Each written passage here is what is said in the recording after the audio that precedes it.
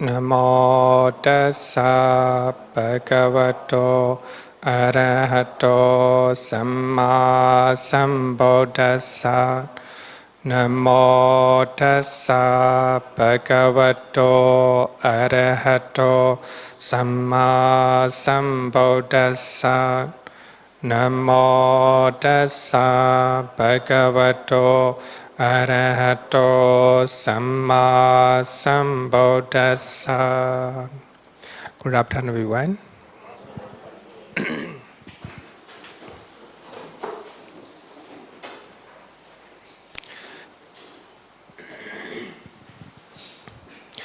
We are learning 25 beautiful benefactors. In other words, 25 beautiful minds. So among them, we have 90 universal beautiful factors. 90 universal beautiful factors. Universal means whenever you are doing good things, all these 90 will be there. So the first one is the faith. We already learned. Second, mindfulness. 3, moral, shame. 4, fear of wrongdoing. 5, non-greed.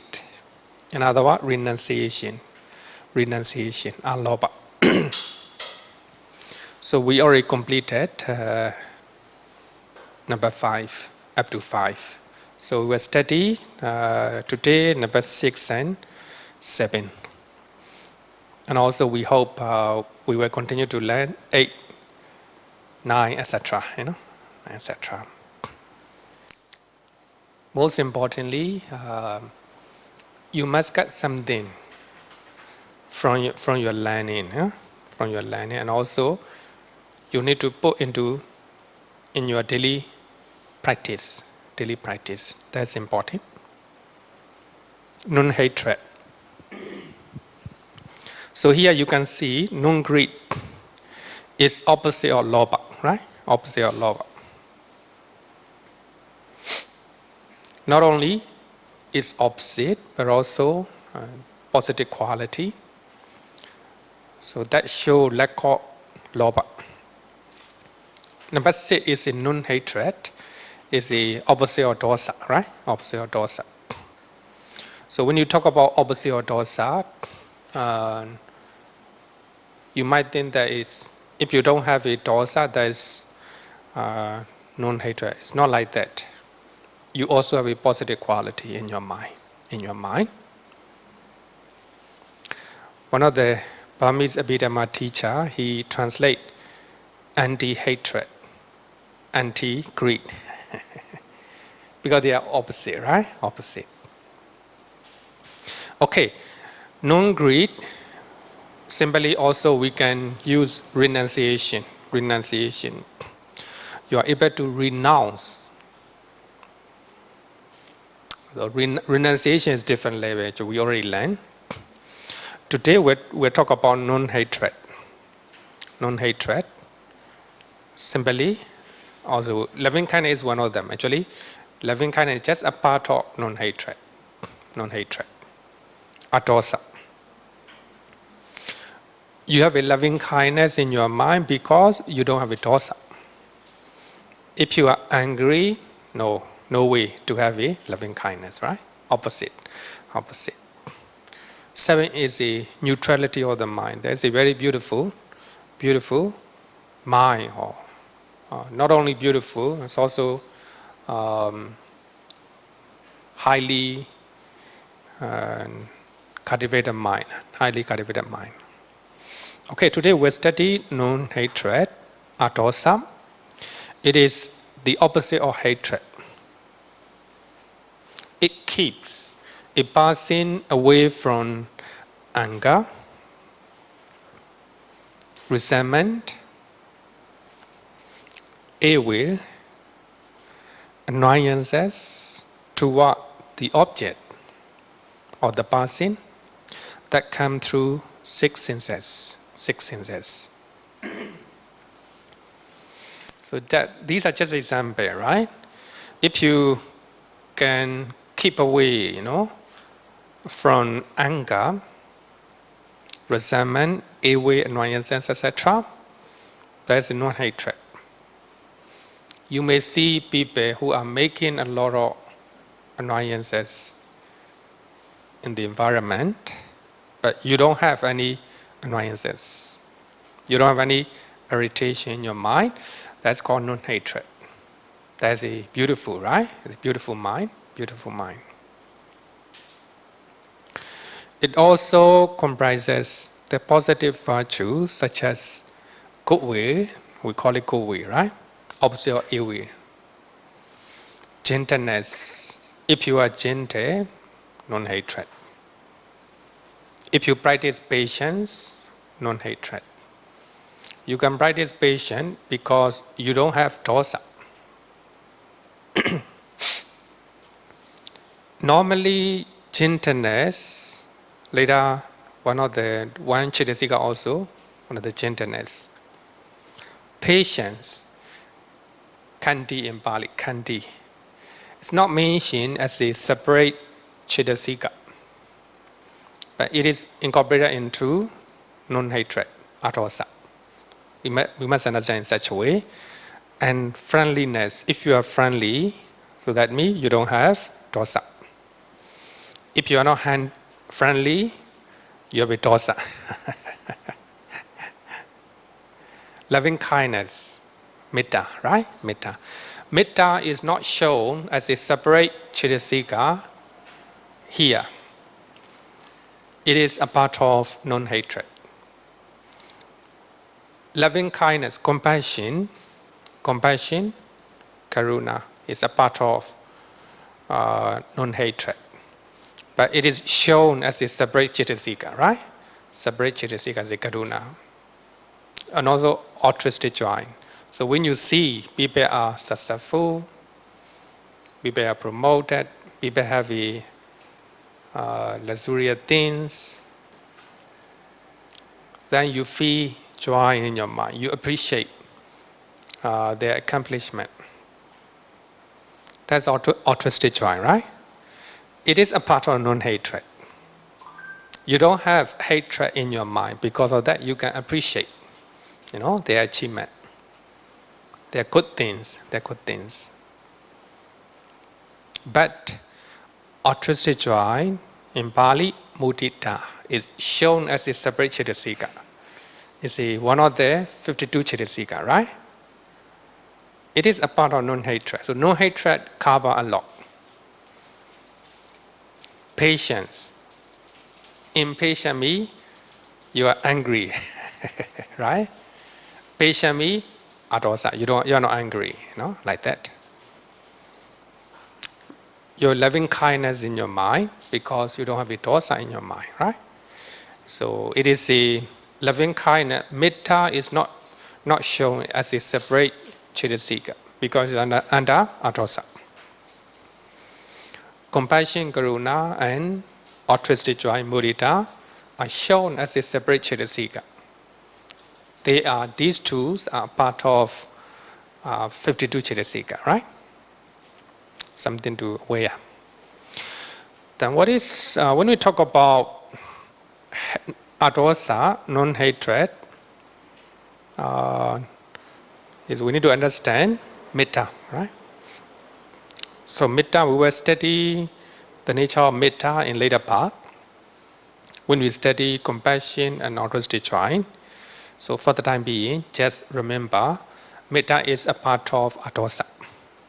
We will study in a separate topic. Under the 4 divine dwellings, so I want to translate 4 divine dwellings.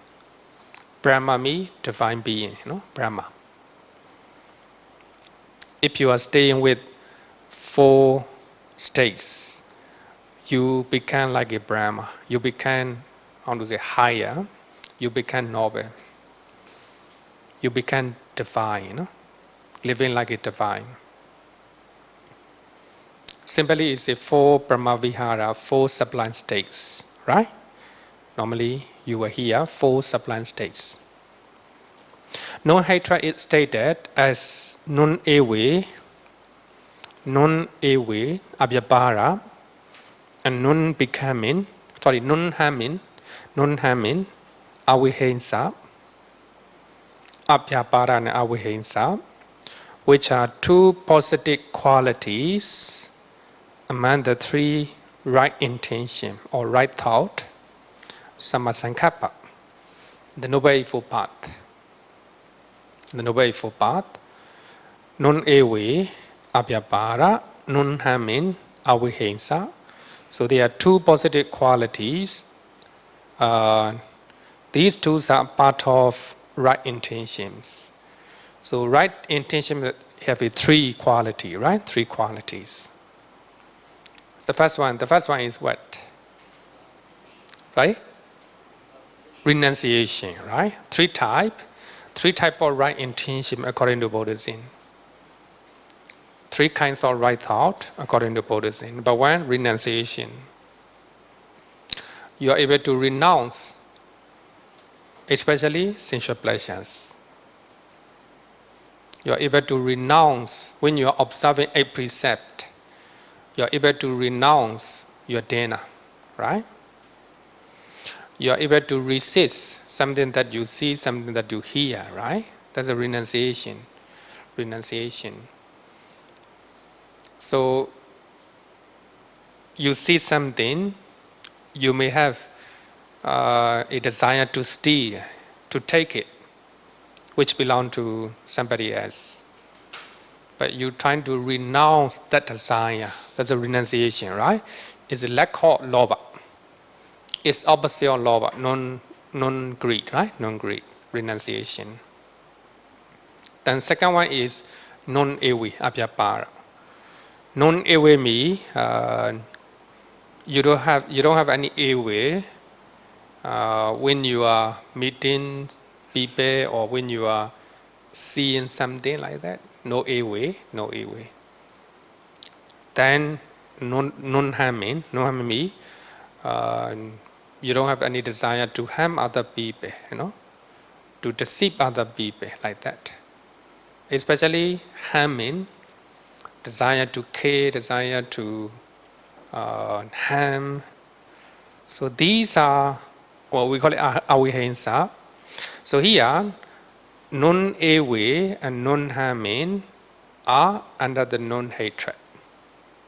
In other words, opposite of dosa. But renunciation is opposite of lobha, right? Opposite of lobha. So, before right intention, sammasankappa, then you must have a right view, right? Right view. Samadhi first. If you have a right view in your mind, samadhi, you will have right intention. Right view is nothing but amoha, non-delusion. So non-delusion means wisdom or understanding. If you understand wholesome and unwholesome actions, if you understand the root of wholesome and unwholesome actions, if you understand Four Noble Truths, dependent origination, that's called right view or right understanding, right view. So right view represents amoha, non-delusion. If you have a delusion in your mind, you will not know kusala and akusala, right? You will not know the root of kusala and akusala. You will not know the Four Noble Truths, right? So right view is a amoha or non-delusion, another wisdom. Because of that right view, you will have right intention. Right intention represents alobha and adosa. You can see, right? You can see. So if you have amoha, alobha, adosa, your action, your speech, your effort, your mindfulness, your concentration will be right. Your livelihood will be right. Right action, samma kammanta. Right speech, Samma Vacha. Right livelihood, Samma Ajiva. And right effect, Samma Vayama. Right mindfulness, Samma Sati, and right concentration, Samma Samadhi. So all these are Four Noble Truths, right? Four Noble Truths. So if you are doing good deed, you are practicing the Noble Eightfold Path. Noble Eightfold Path. So therefore, here we are talking about adosa. Adosa is a part of right intention. Right intention. Simply, so there we have three types of right intention: mantan, non-ewi, avyapara, and non-hate, non-harming, avihensa, and non-hatred. Renunciation is aloba, right? So if you understand in that way, so you understand the Noble Eightfold Path. So the Noble Eightfold Path is the path that leads to cessation of suffering, right?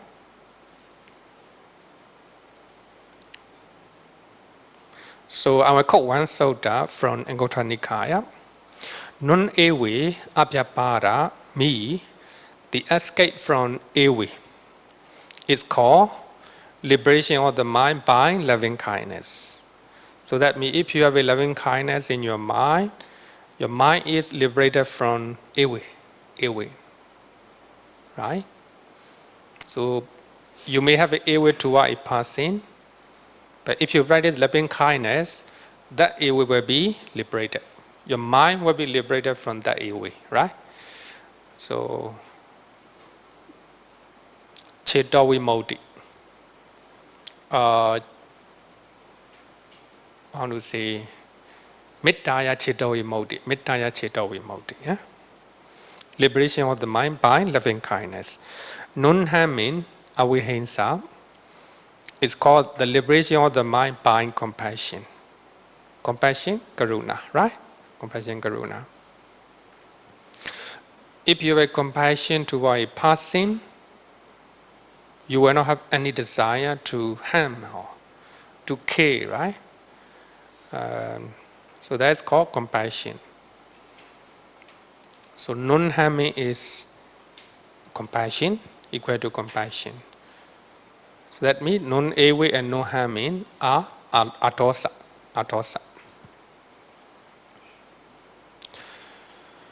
Non-ewe from right intention means the positive mental state that displays aversion toward the object.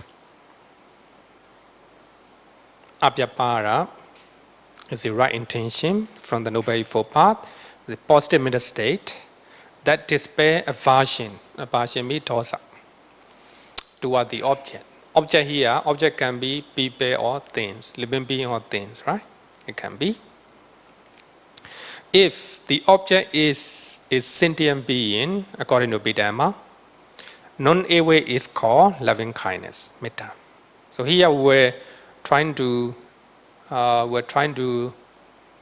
clarify, we're trying to classify, according to Bdmv, if the object is sentient being, non-ewe is called loving kindness. You see people, you don't have any ewe. That's called loving kindness. If the objects are things, no sentient being, no? Things, like a hot weather, the weather is very hot, right? Even though you are walking under the hot sun, no ewe in your mind, no complaint in your mind, right? That's called non-hatred. Non-hatred. Then suddenly the rain, heavy rain start to rain. Then you don't like it.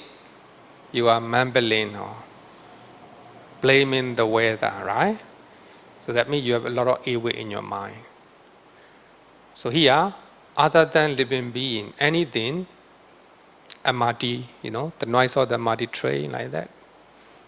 Even though you hear the noise of the MRT train, no evil in your mind. That's called non-hatred. We cannot call metta, We cannot call metta. Metta to sentient being, Non-hatred too. Actually, non-hatred covers everything normally. If you don't have a dosa to a person, to a things, that is non-hatred or dosa. But here, Abhidhamma trying to differentiate between metta and adosa. Metta and adosa. So if you don't have non-ill will toward people, sentient being, that's called metta. But if you have a no ill will toward the things, like the noise of the muddy train, the weather, and also trees what? Yeah, tree, of course, yes. If you see the trees are not, how to say, tree grow without, how to say, not according to your wishes, right? Sometimes, even though you're trying to take care of the tree, right, like plants, so they do not grow,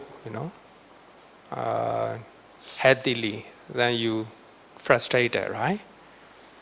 But if you do not frustrate, no ill will to our plants and trees, non-hatred, right? Non-hatred.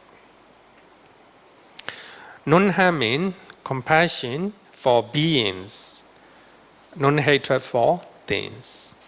So when we see unlucky and underprivileged people, you have a compassion in your mind. That's called karuna. That's compassion, karuna. But when you see, the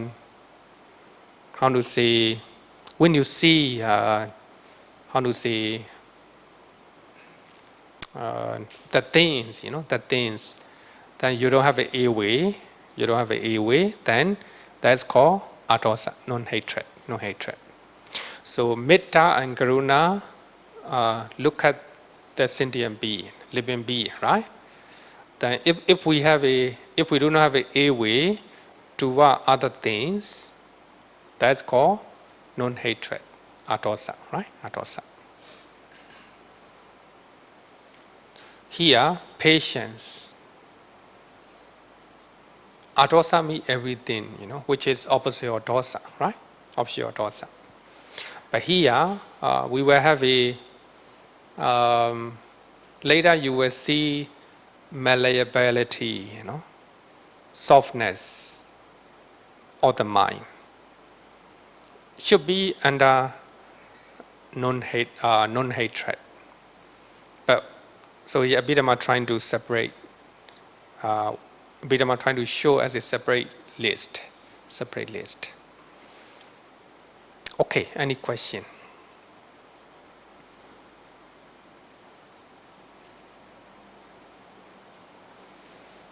No question, right? Okay. Here, one question. Question? Yeah. Okay, thank you.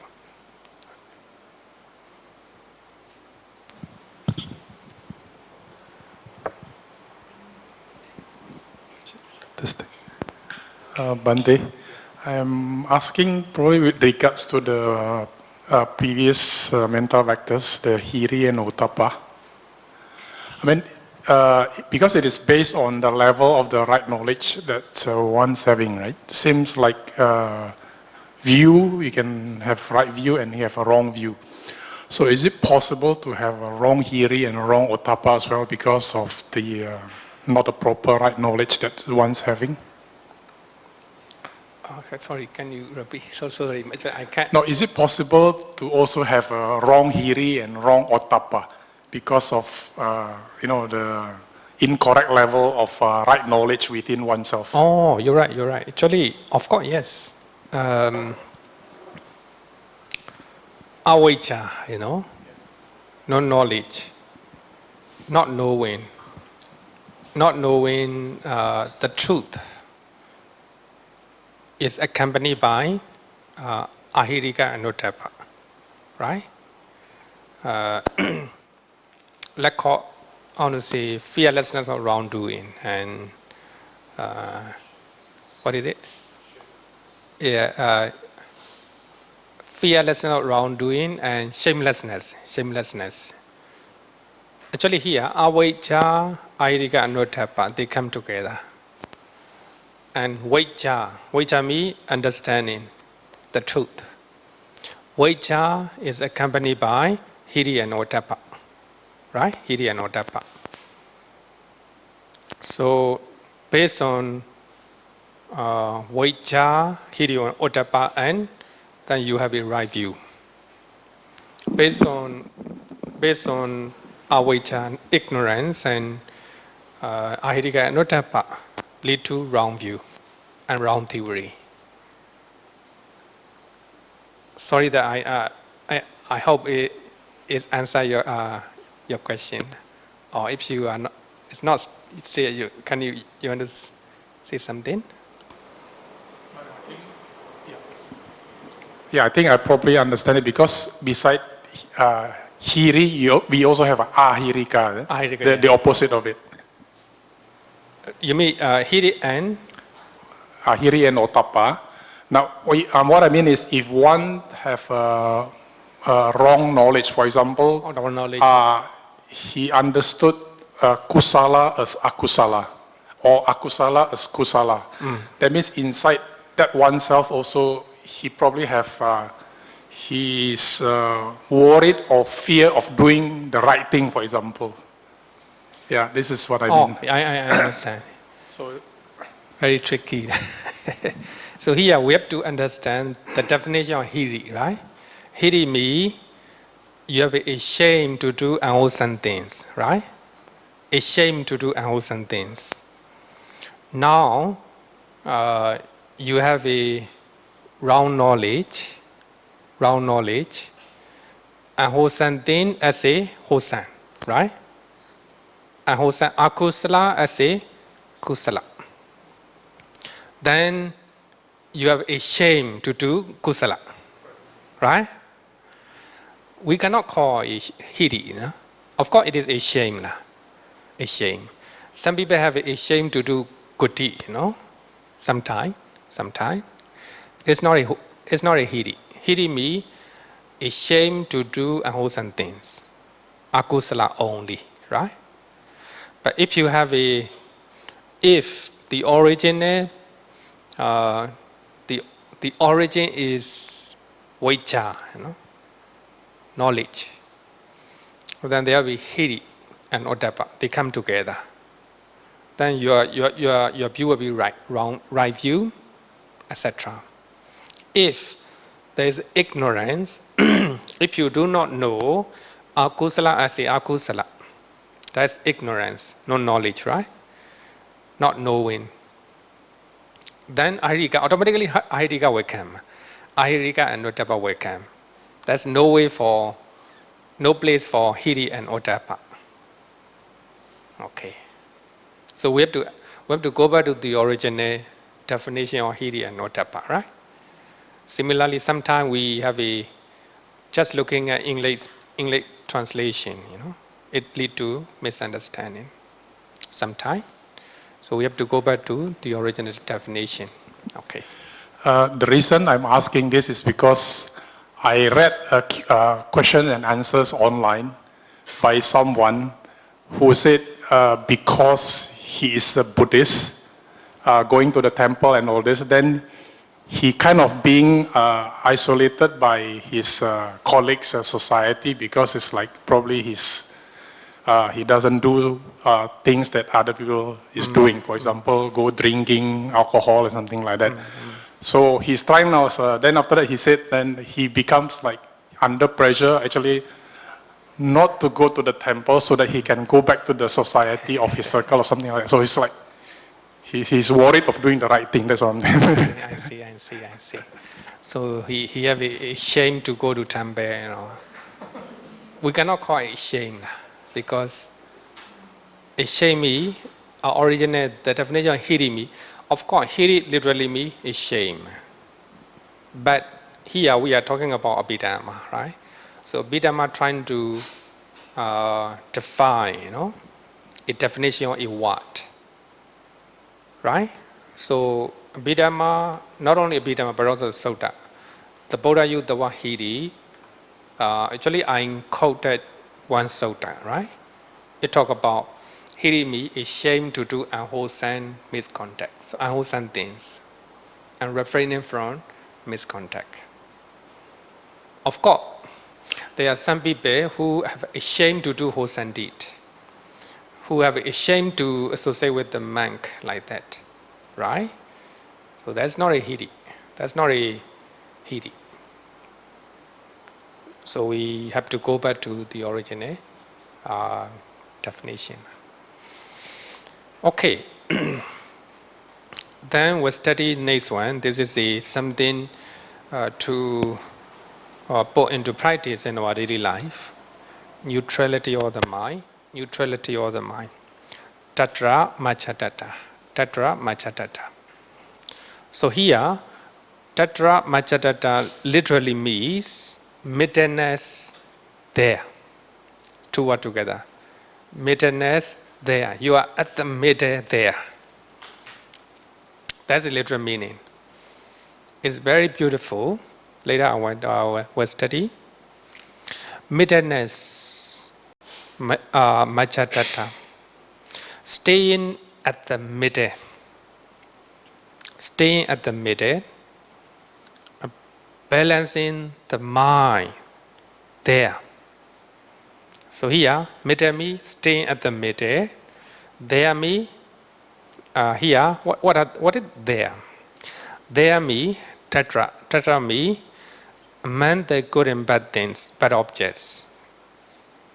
You may experience good object and bad object. So among the good and bad, you stay at the middle. You stay at the middle.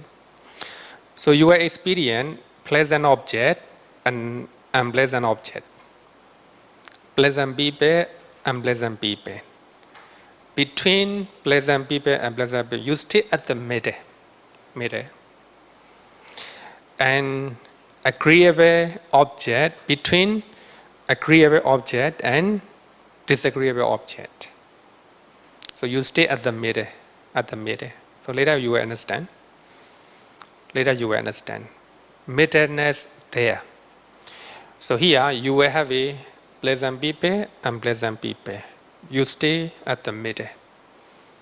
So middleness there. So you can see this picture. There's a balance, right? Balance. Neutrality of the mind. Neutrality of the mind. So if you cannot balance, so you cannot stay like that, right? It will fall down. If you cannot stay at the middle, people fall down when they experience pleasant thing in their life.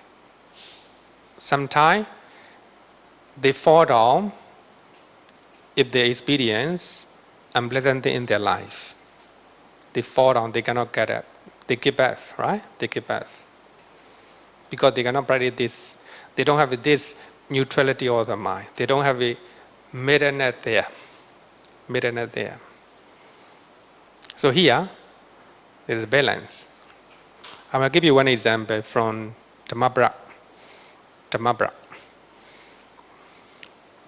Oh, sorry, not yet.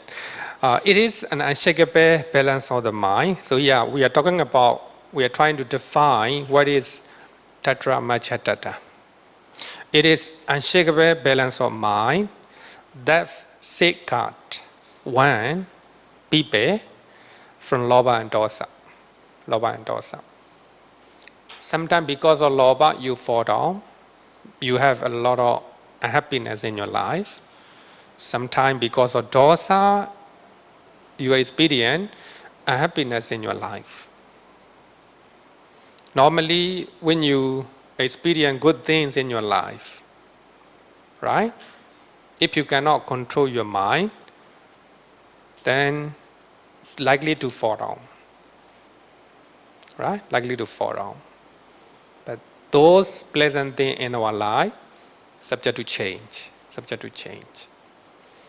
So you are associating with the good people, then if you cannot balance your mind, It's dangerous. So those good people also subject to change, right? Either they will die or either they will change their mind, right? Like that. Lopadosa.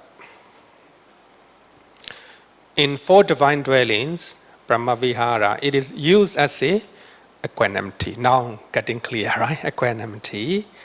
Also, equanimity is a part of neutrality of the mind. So therefore, when meditation master from US, I forgot his name, he translate Upekkha as a balance. I forgot his name. He's a famous meditation master, lay meditation master from US. Huh? Sorry? Cakkapala, yeah, Cakkapala, yes. Thank you. Cakkapala. He is a well-known meditation master. Sometimes he came to Singapore together with his wife. He teach meditation Komin San one time. And I also met him in Bdmv. Bdmv, there is a one I think public, how do you say, very big hall. He conducted meditation in Bdmv. But, it is inside the, flower dome. He translate Upekkha as a balance. So it's the ability to balance your mind, not to fall down, either because of pleasant things and unpleasant things. Your mind is equanimous. Your mind is stable. Very beautiful, and also very difficult to practice. Just like in the picture, right? So I will give you one example.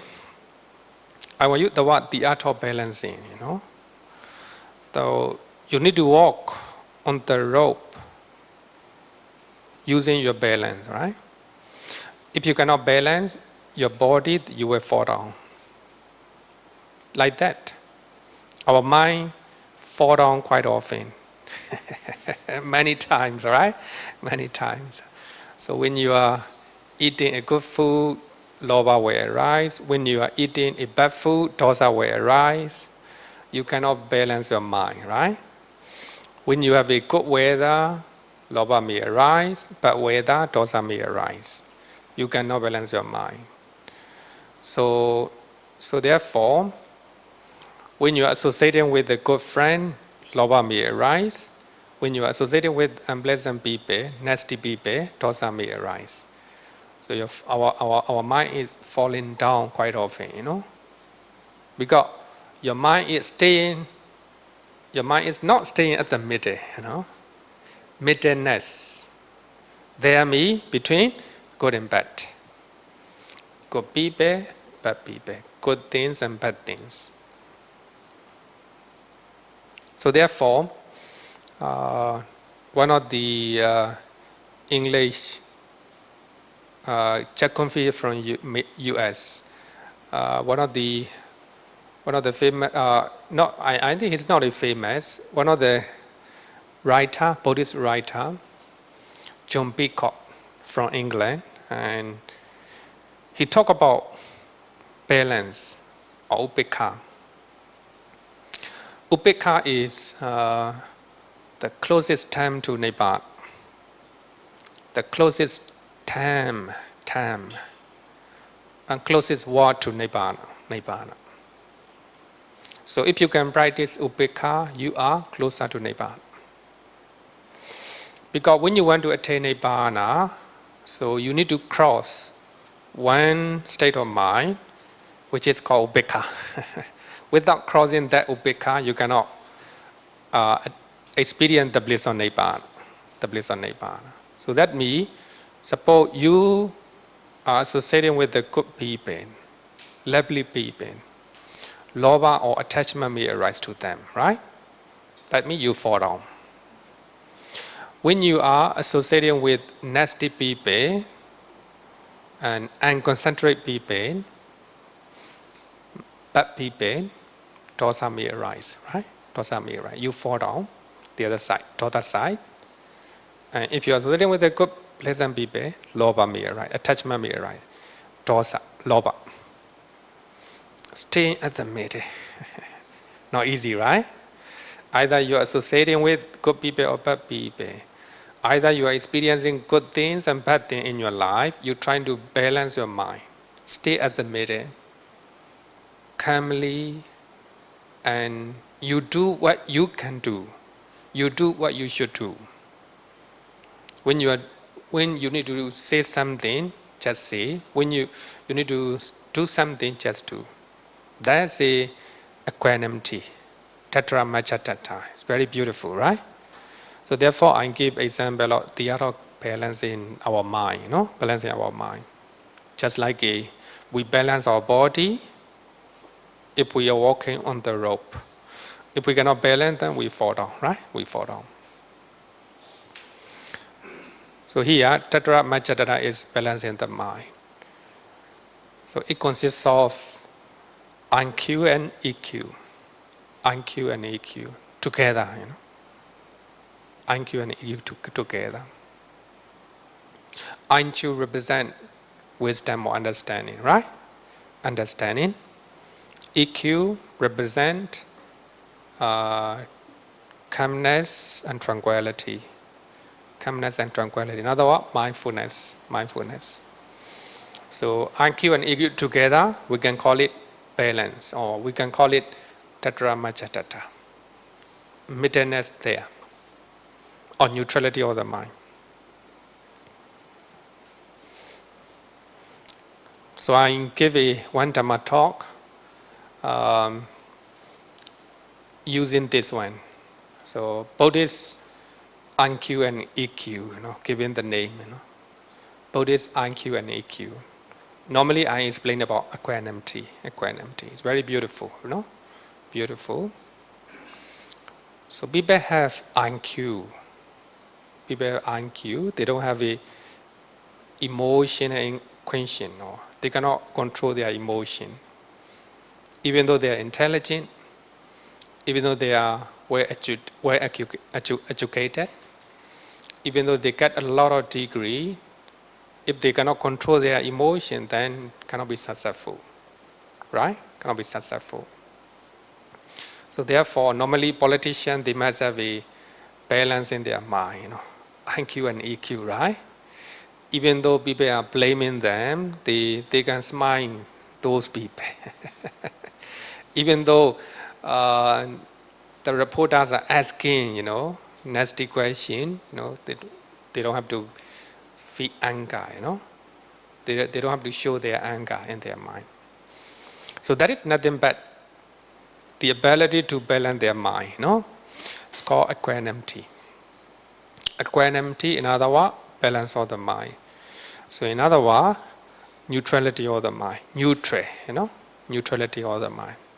I will quote one sutta from one verse from Dhammabara. Dhammabara, verse number 81. So when the Buddha talk about Pandita means the wise people. The wise people. So the Buddha used this one. As a solid rock is unshaken by the wind, even so, the wise are unshaken by blame and praise. Blame and praise. A solid rock, very big rock, cannot be shaken by the wind. So similarly, the wise cannot be shaken by blame and praise. If you are blamed, if your mind is shaken with the dosa, then you're not the wise person. When somebody praises you, you feel excited, you like it. That's lobha. Then you're not wise. The wise person means Either you're facing blame or praise, your mind is stable and calm. Stable and calm. It's very important, very important. Sometimes you will encounter that people blame you for the blame. Right? So your mind must be solid and firm, not shaking, not shaking. When people are praising you, you must be calm and balanced. You know what they are talking. They are praising you, but you shouldn't be too elated and too excited for that. Normally, actually, that's a human nature, blame and praise, right? So our mind is shaking. Our mind is shaking. Sometimes because of blame, so some people, their life are shaken. So that is it. If your mind is not shaken by blame or praise, you have equanimity in your mind. The beauty of balancing the mind. So actually, the blame and praise are a pair among the 8 worldly conditions. 8 worldly conditions, Lokadhamma. So we have 8 Lokadhamma, worldly conditions, or worldly natures. The other pairs are gain and loss, disrepute and fame, pleasant and pain. So in Gauta Nikaya, chapter 8, sura number 5. So in that sutta, the Buddha talk about 8 type of nature in the world. 8 type of nature in the world. So 4 are good things, another 4 are bad things. So if your mind is not shaking because of good and bad things, then you are the wise person. So here, I will quote that sutta, So that sutta talk about 8 worldly conditions. The Buddha said that gain and lost. Sometimes you will gain a lot of things, right? You will gain money, you will gain a lot of friends, etc. Sometimes you will lose. You will encounter with the loss in your life, right? Gain and loss, including the loss of your parents, right? Your relative. Disrepute and fame. Sometimes you are famous. Sometimes you are infamous. Disrepute. Normally our mind, when we are famous, then greed automatically arises normally when we are not mindful. Then because of that lobha, then your mind fall down. So then when you encounter with the disrepute, then you feel frustrated and depressed, right? Then your mind fall down again. So you cannot stay at the middle. Sometimes you will encounter with the blame or praise, and pleasure and pain. Sometimes you will have a pleasure in your life, sometimes pain in your life. So among these pleasure and pain, you stay at the middle. So you stay mindfully and calmly. That is, how to say that, neutrality of the mind, or equanimity, upekkha, right? Upekkha. So when you encounter with the 8 worldly conditions, or 8 nature of the world, these conditions that people meet are impermanent, transient, and subject to change. So they were subject to change. So you must understand impermanent nature of those things, whether good and bad things, right? Whether good and bad things. A wise and mindful person knows them, and see that they are subject to change. So here, If wise means wise represent IQ, IQ. Mindful represent EQ. Both IQ and EQ represent balance of the mind, neutrality of the mind. So I would say that when you have a understanding as well as a mindfulness, so you will have equanimity, equanimate mind, stable mind, stable mind. So therefore, in one sutta, when the Buddha talk about the quality of an arahant, the Buddha used three terms together. One, mindful, sati. Number three, the Buddha said that when a person sees something unpleasant, hear something unpleasant thing, and smell, taste, touch, think with the mind, unpleasant thing, no dosa, no dosa. And when somebody see pleasant things, good things, good people, hear, smell, taste, and touch, and think with the mind, with the good things, pleasant thing in life, no lobha. So at the same time, the Buddha used the word three times, mindful, sati. And also one thing is a clear comprehension, sambhajana. Clear comprehension means when we are encountering good people or bad people, we know clearly. Good things or bad things in our life, we know clearly. Clear comprehension. Whatever experience in your life happening, you know clearly. Clear comprehension. Then the Buddha used another term, upekkha, equanimate mind, equanimate passing.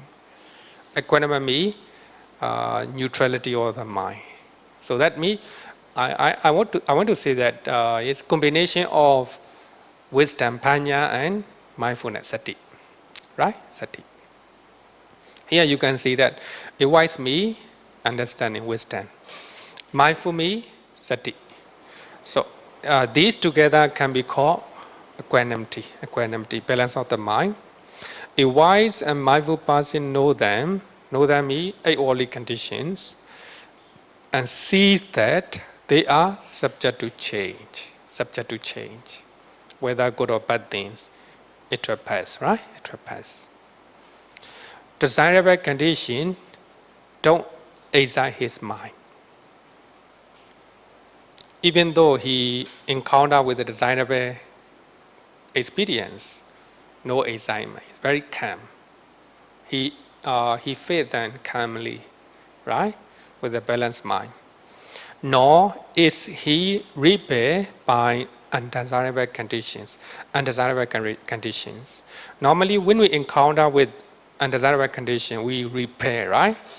We trying to reject, put away like that. So that's the nature of dosa. You don't like it. The nature of dosa. So therefore, neutrality of the mind is opposite of lobha and dosa. It represents mindfulness and clear comprehension. It's the ability to balance our mind amid the good and bad things in our life. Isn't it good things, right? Arahant and the Buddha is nothing but the one who can balance their mind between good and bad things, Is the quality of an arahant and the Buddha. The Buddha encountered a lot of good, bad things, He encountered with the Devadatta who divide the Sangha, right? Who trying to kill him. The Buddha encountered his countrymen are massacred by the son of Kosala, right? Viduttapa.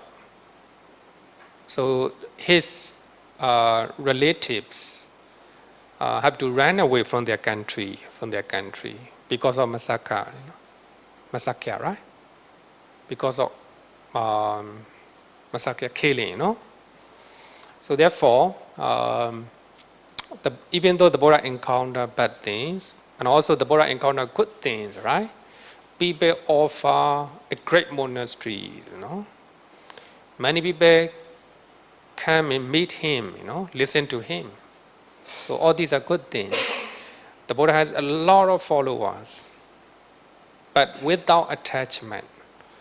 The Buddha will go one place to another, not stay in one place, Even though Anatha Pendika donated a big monastery, even though the king Bhimbisara donated a big monastery, Viluwana monastery, he didn't stay in one place. He go one place to another, right? So that the Buddha encounter gain and lost, disrepute and fame, blame and praise, pleasure and pain. But the Buddha mind is not shaken. The Buddha able to balance his mind, not to move because of negative things and positive things. Similarly, Arahant, same, same. So therefore, we have to practice like the Buddha and Arahant. If you can practice like a Buddha and Arahant for 1 minute, you will have a 1 minute benefit, right? At least, at least 1 minute. I want to quote one verse you always do chanting from Mangala Sutta. Podasa loka dhammi chaitan yasa nakambati asokan vidajan khema etan Mangala motaman, right? So this is the nature of Arahant and the Buddha. Because after attaining Nibbana, so one's mind will be like this. This verse, before this verse, there is one line, Nibbana Sachikriyacha, Etam Mangala Motaman. If you experience the bliss of Nibbana is a blessing. After that, the Buddha talk about this verse. So that means it talk about the mind of Arahant. He whose mind is not disturbed when affected by worldly conditions. 8 type of worldly conditions. Sorrowless, stainless, and secure in Nibbana. So this is the higher blessing. It's higher blessing. You don't have any sorrow in your mind. You don't have any stain and defilement in your mind. You are secure. You have a security in your mind. You don't have any insecurity in your life. So that is called the mind of an Arahant. But of course, as a normal people, we have to follow the footsteps of Arahant and the Buddha, right? Arahant and the Buddha. So this is it talk about the nature of neutrality of the mind, balance in the mind. Literally, Tatra Machatatami, middleness there. You stay at the middle between good and bad things. Your mind shouldn't be sidetracked to one side. Sometimes when you experience good things, then lobha will arise. You fall down. When you experience bad things, dosa may arise. You fall down. Right? You cannot balance your mind between there. These two like this. It's very beautiful, beautiful mental state. Our life will be ups and downs, right? Ups and downs. Then you have the ability to balance your mind. That's it. Tranquility. Equanimity. Equanimity. Okay. Any question? Okay.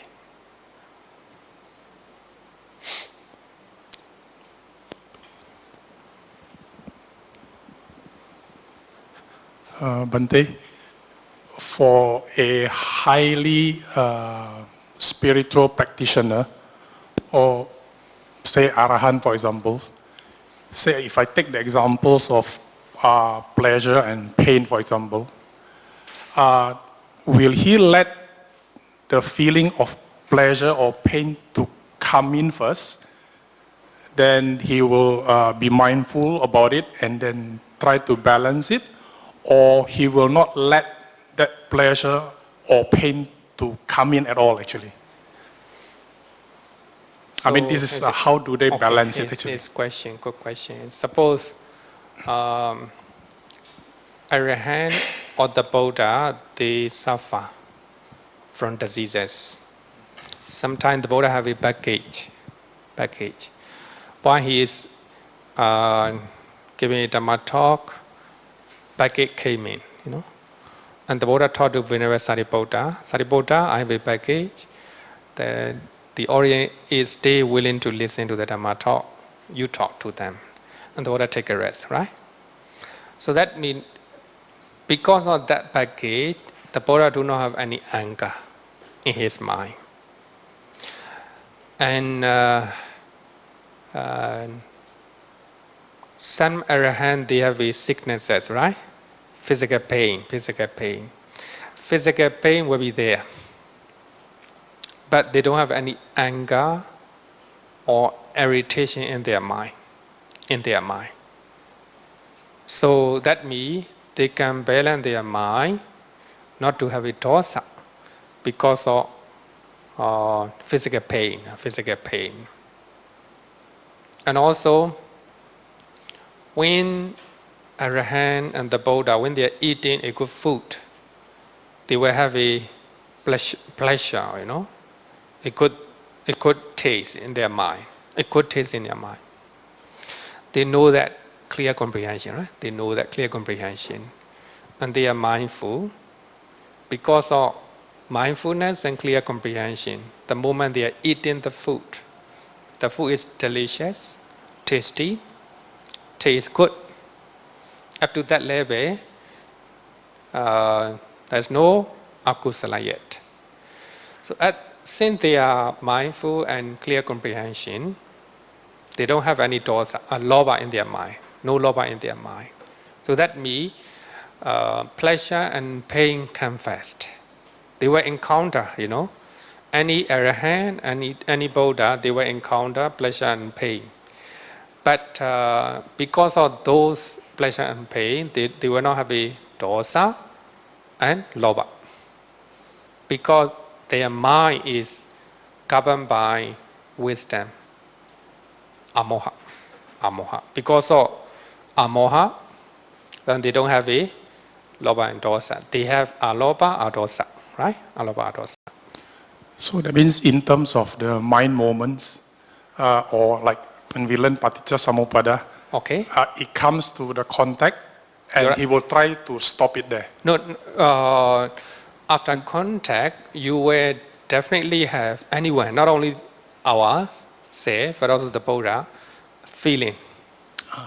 Feeling Vedana, right? Yeah, Vedana. Pleasant sensation, unpleasant sensation will arise. So suppose Arahant is eating delicious food. Then contact with the food. Then as the food is delicious, pleasant sensation, right? Pleasant sensation. Feeling will be there. Vedana will be there. But because of that pleasant sensation, at that particular moment, he is mindful, clear comprehension. Sati and Sampajana. Maybe trying to understand two words together. Sati and Sampajana. It is mentioned in Masatipatthana Sutta. Sati and Sampajana. So after pleasant feeling, pleasant sensation, mindfulness, clear comprehension. He clearly understands the taste of the food. But at the same time, mindful. Because of that, after feeling, no place for craving. Because mindfulness and clear comprehension replace craving. So there is no place for lobha.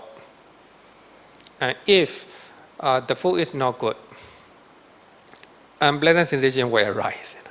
Contact, unpleasant sensation, right? Then after unpleasant sensation, mindfulness, clear comprehension. Because of that, no place for dosa. Even though Arahant and the Buddha is eating unpleasant food, bad food, They are not angry. They are not angry, but they know unpleasant food as the unpleasant food. Clear comprehension, right? And also, we trying to practice like the Buddha and Arahami. We trying to develop mindfulness and clear comprehension. Suppose normally in the meditation retreat, right?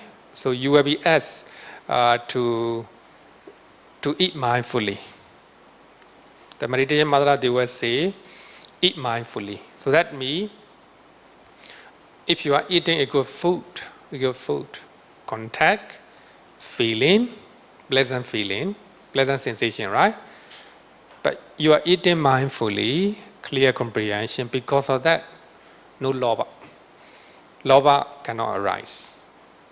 If you have a lobha, that means you don't have mindfulness and clear comprehension, you know? Yeah. So that means if you can practice with the full of mindfulness and full of clear comprehension, you at that particular moment, you are like an arahant. Your state of mind is similar to the state of arahant. Yeah. And that is the reason why the human realm is a good place to practice, because we have these worldly conditions. There are two opposites. You're right. Yeah. You're right. Okay, thank you, Bhante. So therefore, for a good practitioner who want to attain Nibbana, human realm is the best. Because we have a good and bad things, right? So if you are in the Deva realm, so many good things, you know, many good things. You have very less bad things. So therefore, you forget about everything. You just enjoy, you know. Because other Deva also enjoy sensual pleasures, right? You follow them, you know. So that therefore, the Deva realm is not a good place to practice meditation or vipassana. Okay, any question? Okay, no question. Then we'll study the rest. Actually here, up to 7, they come individually, right? But up to 8, they come in pairs, together. We have to study together. The commentary mentioned that the last 12 mental factors of Sopanas Cetasika are listed as pairs because they can fully defeat the opposite akusala dhamma, akusala cetasika, only when they are together. So that means lightness of the body and lightness of the mind. Your body is light, your mind is light, not heavy. They come together, right? It's a pair. Because only they come together, they are able to defeat akusala cetasika. These 12 mental factors are the best criteria to observe our mind, whether we are in a healthy mind or a healthy body. A healthy mind and a healthy body.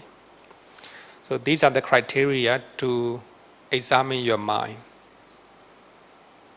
To examine your mind, whether you are a healthy body and a healthy mind.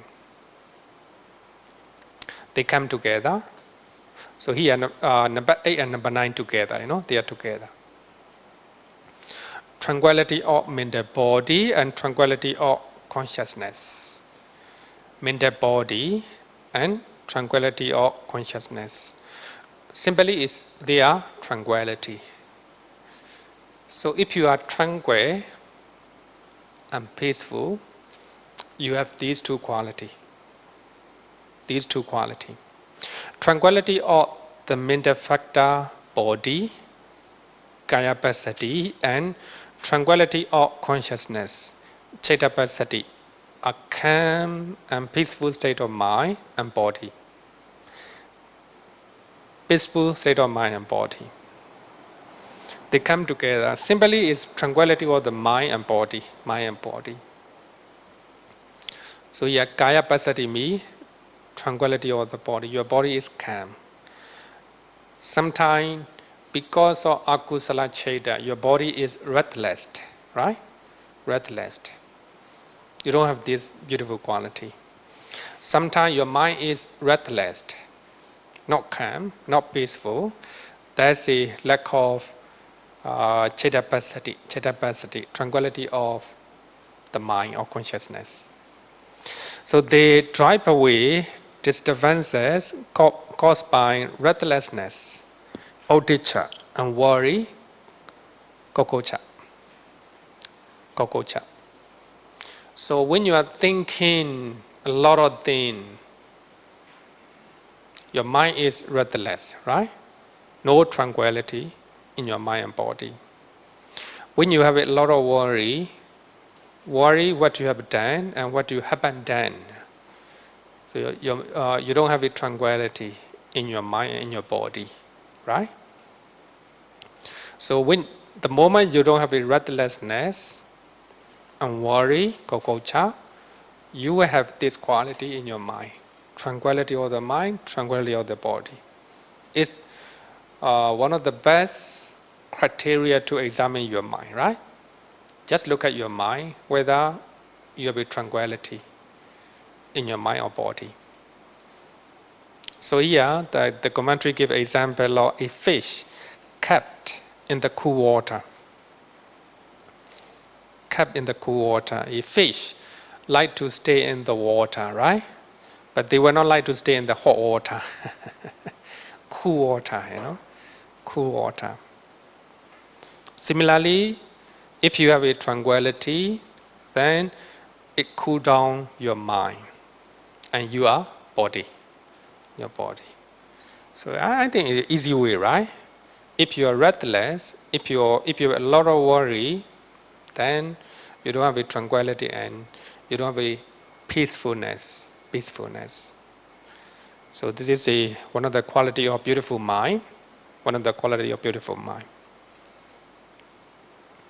The second one is second pair is lightness of the mental body and lightness of consciousness. In other words, lightness of the body and lightness of the mind. If your body is heavy, you cannot come to temple. You cannot attend the class, Then if you have if your mind is not light, if your mind is heavy, then you cannot come to temple. So there's a beautiful mental state. Lightness of the body and mind are the opposite of sloth and torpor, tinameda, which make a person feel lazy and heavy. If you have a laziness, then your mind and your body getting very heavy. Then you cannot come to temple, right? You cannot attend the class. So therefore, lightness of the mind and body is a beautiful quality. But here, sometimes when you are doing an awesome thing, your body and mind very light. That's not this one. Sometimes, right? So people want to do awesome things, Their body, their mind, their ego, feel light. It is an awesome thing, right? Here, when you are doing wholesome thing, the moment you are doing wholesome thing, your body and your mind feel light, very light, not heavy. Normally, the real nature is our body and our mind is very heavy when we are doing good things, Especially in the meditation retreat. Because it's continuous practice, right? Sometimes your body, your mind very heavy. You don't want to go, right? You don't want to go. That's the reason why we go to meditation retreat, because you are forced to do that, right? If you are practicing your home, most of the time, your body and your mind feel heavy because of sloth and torpor, laziness. Then you can stop your meditation, right? So therefore, we go to meditation retreat.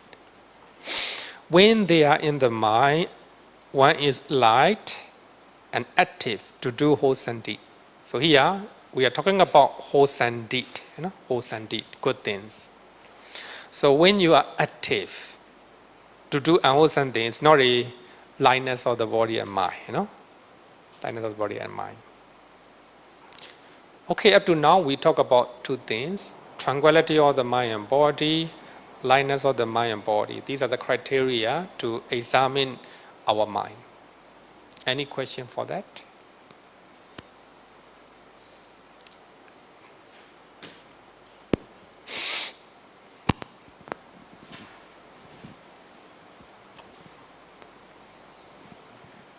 Bhante, just want to clarify here, when the body has nothing to do with our physical body, right? It's the Chettasika, is it? The mental. Normally, yeah, therefore I write mental factor. There's a two definition. There's a two definition, or two, I would say that, two interpretation. Abhidhamma teacher tend to interpret mental body, Chittasika. So here, Chaita Lahudami, lightness of consciousness. Chaita and Chittasika, not a physical body.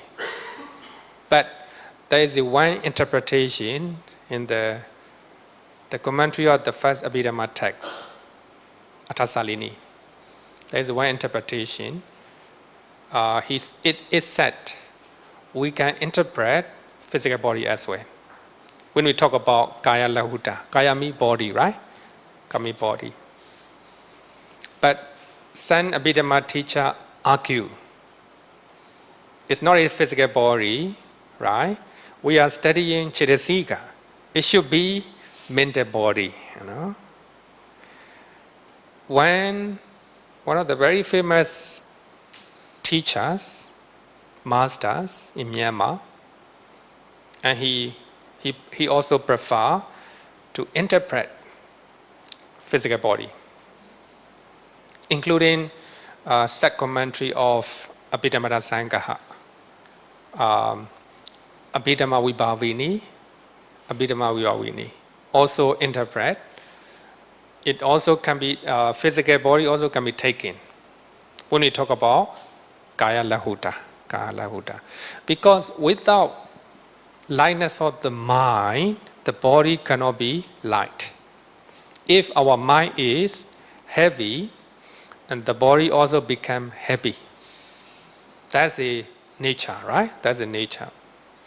When you hear the news that your beloved one died, suddenly, heavy mind. Because of heavy mind, your body also getting heavy. And sometimes unable to walk, right? Even unable to talk. So that's the. Therefore, they interpret Chaita Lahuta simply means lightness of the mind. If the mind is light, and the body also become light. Kaya Pasati interpret the physical body.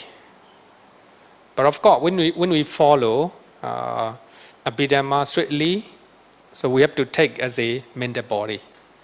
Chittasika.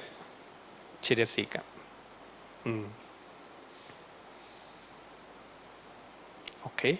Two interpretation, one mental body, another one physical body. So therefore, normally I explain using the body. I prefer that. Okay, any question? No question. Okay, then we'll study next pair. Malleability of mental body and malleability of consciousness. But when you are taking exam, you have to write mental body, not physical one. Because most Abhidhamma teachers, they prefer mental body. So sometimes I teach using my own, sometimes if I'm explaining something, this is my own interpretation, Of course, we still have to follow the Abhidhamma way of interpretation. Malleability of mental body and malleability of consciousness. It is softness of the mind and mental body. Softness of the mind and mental body. So sometimes our mind is not soft. Our mind is very rough, right? Very, it's not as soft. Stubborn. Not only stubborn, there are a lot of things. Stiff, stubborn, including stubborn, and also stiff. Our mind is stiff. Our mind is violent, right? Violent, not soft. If you have a soft mind, you have this quality. This quality. Soft means can change. No. Soft means kind of not rigid, yeah? Gentle, yeah, maybe a kind of gentle. Gentle, you know? Your mind is very tender and soft. So here, when you look at the opposite thing, it's clear, right? Wrong view. When you have a wrong view, your mind is not soft. When you have a conceit in your mind is not soft. Not gentle, right? When you are arrogant, normally we give example of a snake. Snake can, can quay, no? Snake can quay his body. Very flexible, right? You can quay here and this side. Very soft, very flexible. But if the snake swallow iron bar, cannot quay again, right? So, like that. It's not as soft anymore.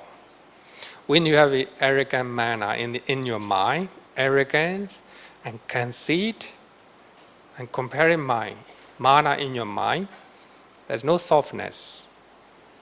You cannot negotiate, you know. People negotiate with such people. Very arrogant, stubborn, right? No soft, not flexible. Wrong view, sometimes, when you have a wrong view,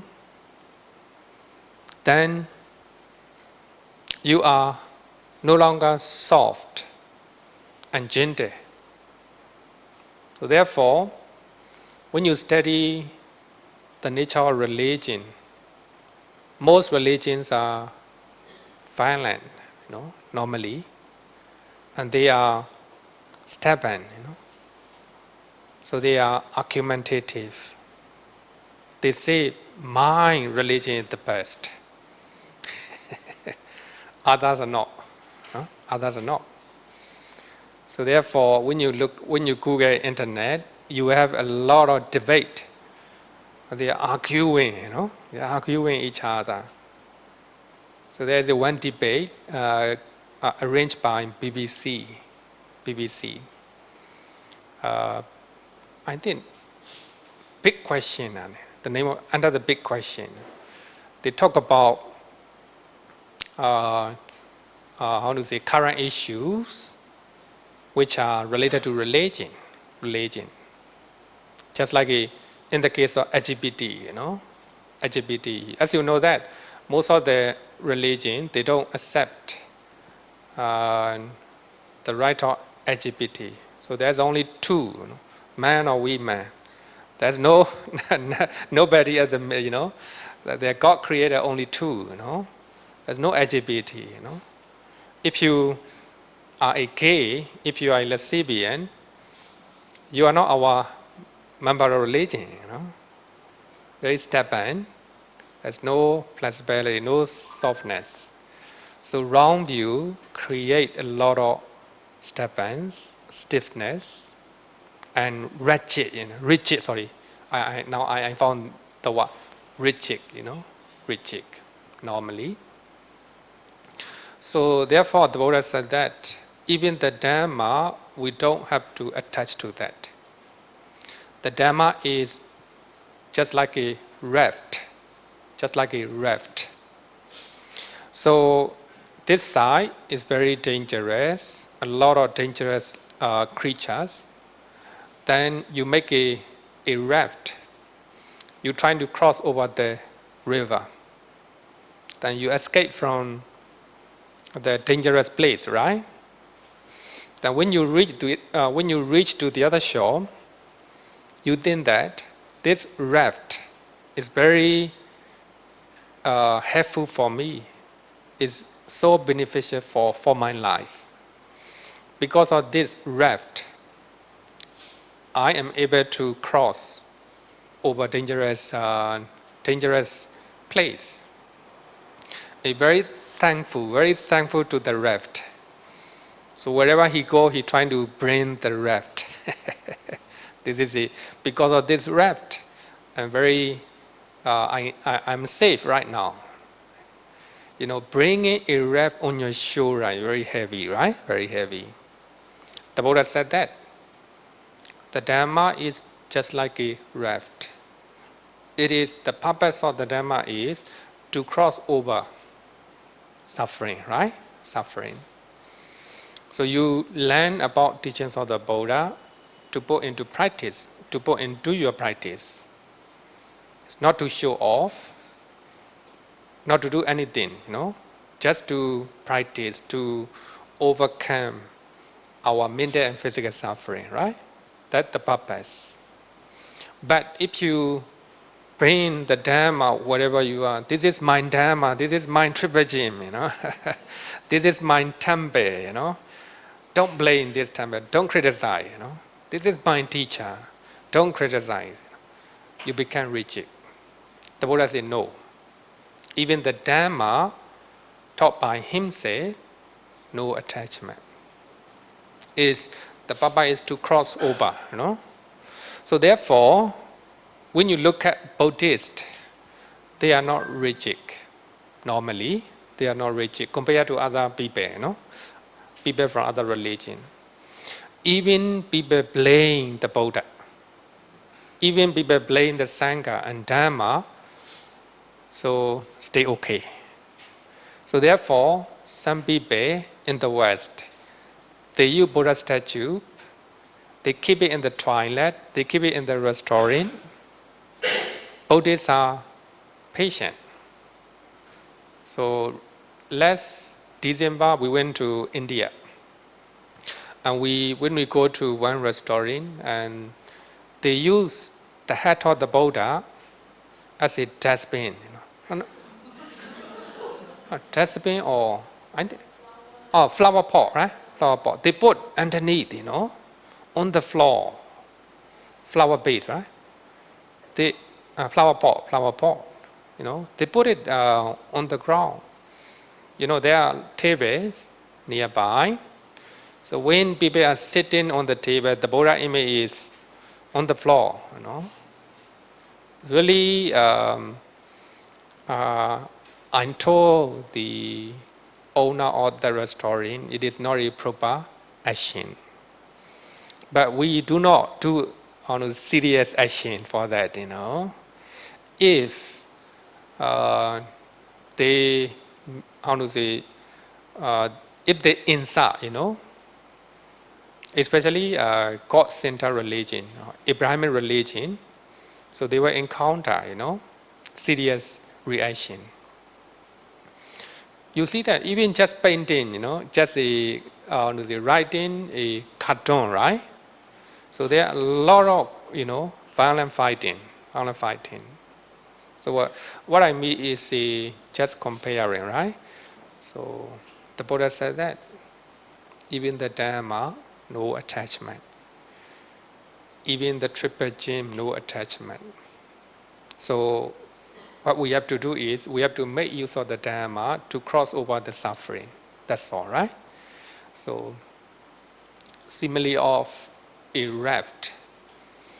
Majjhima Nikaya, Sutta number 21, I think, around that. 21 or 22.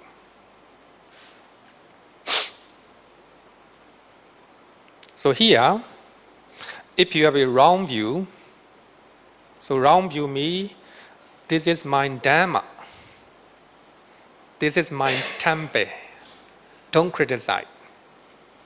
This is my teacher, don't criticize. That's a wrong view. Because there is no temple according to ultimate reality, no teacher, right? Just a how to say, combination nama-rupa. If you take it, this is mine. This belongs to me. So that means lobha, right? Wrong view. Because of wrong view, lobha arises. So when you have a wrong view, such a wrong view, then your mind no longer have a softness. Or suppose Singapore is my country. So you have a my country. That means you take it as this country as you know. Of course, conventionally it's right. In ultimate reality, there's no country. If you take this is my country, then that is a wrong view. Based on wrong view, lobha arises. My country. But somebody criticized Singapore. Feel angry, right? When you feel angry, your mind no longer soft. You don't have a softness in your mind. You don't have a gentleness in your mind. So therefore, wrong view create a lot of how to say, rigid, a lot of rift in our mind. And also conceit is comparing mind, right? You're trying to compare with other people based on lobha. So when wrong view and conceit are in your mind, you don't have a softness of the mind and softness of the body. So when your mind is soft, even though people criticize teachings of the Buddha, of course the Buddha say you need to respond to them mindfully, without any anger. You still need to respond, right? I talk to the shop owner, restaurant owner, it's not a right thing to do. Nah? I don't know whether they will change. I don't think they will change because they are Hindu, you know. They are not, you know, they purposely do it, I think, right? So Buddhists are, we grow up not to respond violently, right? Violently. One of the famous footballer, Ronaldo, Cristiano Ronaldo, and he put Buddha image in front of his house, I think, not to pay respect, you know, as a decoration, as a decoration. So Buddhists, the supporters are Buddhists, no? They do not pay much attention to that. But one of the things in Bangkok, in the black book, right? So what is it? Advertising book. They write,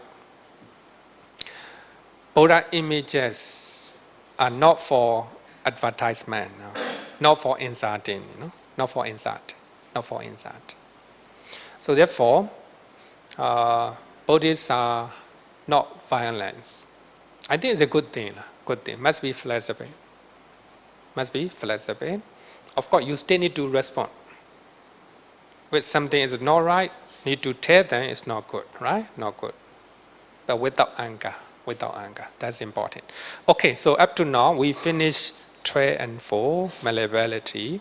So the first one is tranquility. Second one is lightness. And the third one is malleability. Malleability means softness and gentleness in our mind.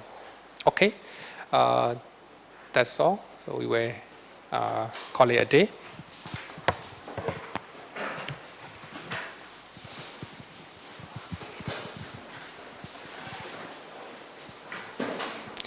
Yo bharatam bhavaro manu jesu Sakya muni bhagavakata kecho paragato bala vidiya samangi dan sukatan saranatamu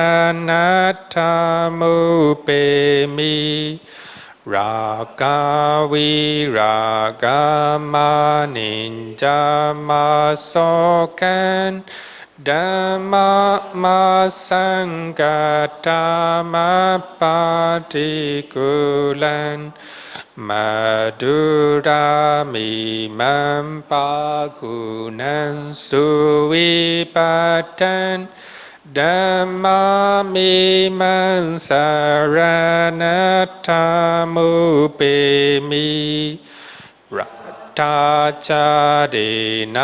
mahapalamahu Chatusu susisu purisayugesu Attaca pogala dhammadasate Sangha mimam saranatamu